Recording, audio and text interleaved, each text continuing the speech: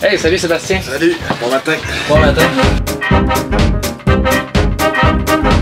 Une journée normale, ça commence aux alentours de 6h, 6h15 le matin, avec la marmaille bois quotidien. C'est jamais nécessairement facile, là, mais on a une certaine routine qui est orchestrée aux 5 minutes près le matin. Là. On les prépare pour aller à l'école.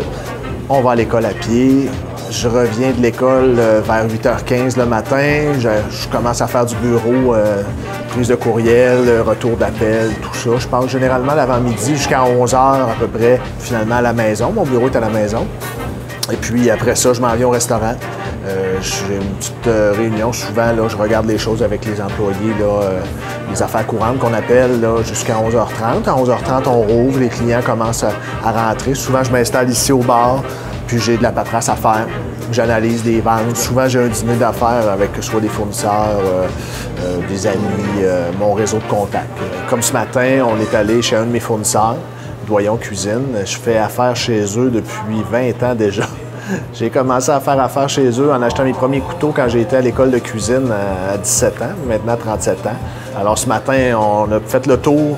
J'avais plusieurs choses à regarder avec mon conseiller Frédéric. J'ai un horaire quand même qui est un peu hors du commun pour un restaurateur. Je m'explique. Je travaille pas nécessairement énormément de soirs par semaine. Je fais plus des jours, ce qui me permet d'avoir beaucoup de temps avec ma famille.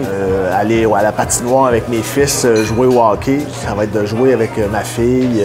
Le peu de temps que j'ai à faire autre chose que mon métier de restaurateur, j'accorde ce temps-là à ma famille. Je suis né à Québec. Je viens d'une famille où je suis l'aîné. J'ai une sœur et un frère plus jeunes. J'ai décidé de me lancer à l'âge de 16-17 ans là, en cuisine. Puis, parallèlement, j'étais déjà dans l'industrie de la restauration. J'ai débuté comme cuisinier dans le temps. Ça s'appelait le pavillon de l'Aviatique, qui est maintenant le Charbon. Je me suis retiré, je suis allé dans la production alimentaire avec des normes d'exportation. Après avoir fait le tour au niveau de l'usine alimentaire, j'ai décidé de me lancer comme consultant en restauration à mon compte. J'ai travaillé sur plusieurs projets d'envergure, que ce soit même des projets où l'ensemble des opérations est intégré. Et puis en 2005, j'ai décidé de racheter un restaurant existant où on est aujourd'hui, que j'ai finalement reconverti en Bourbon Café. C'est vraiment ce qui me représente le plus là, dans tout mon cheminement. C'est un décor intemporel, c'est une cuisine accessible, c'est pas rien de fancy, mais je pense que ça a une touche particulière. Dans l'avenir, je me vois continuer à opérer le Bourbon Café pour plusieurs raisons. J'ai eu d'autres types de restaurants. J'ai eu 4 autres restaurants à part celui-ci, puis c'est vraiment lui qui me représente le mieux et qui me permet d'avoir une qualité de vie. J'ai une latitude qui me permet de concilier travail-famille de façon très intéressante. Il y a toujours énormément de travail, je m'ennuierai jamais, il n'y a aucune routine. Je veux dire, d'une journée à l'autre, je ne sais jamais comment ma journée va se passer, puis c'est ce que j'aime le plus. Je sens que je peux m'accomplir encore plusieurs années, j'ai des beaux défis qui m'attendent. Il n'y a rien d'acquis, je ne prends rien pour acquis.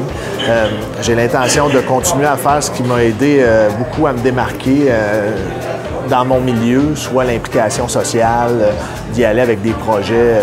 Je veux continuer dans cette veine-là pour pouvoir m'assurer un bel avenir là, dans la restauration. Je suis ouvert à plein d'idées, plein de projets. Puis j'en analyse encore couramment de toutes les sortes.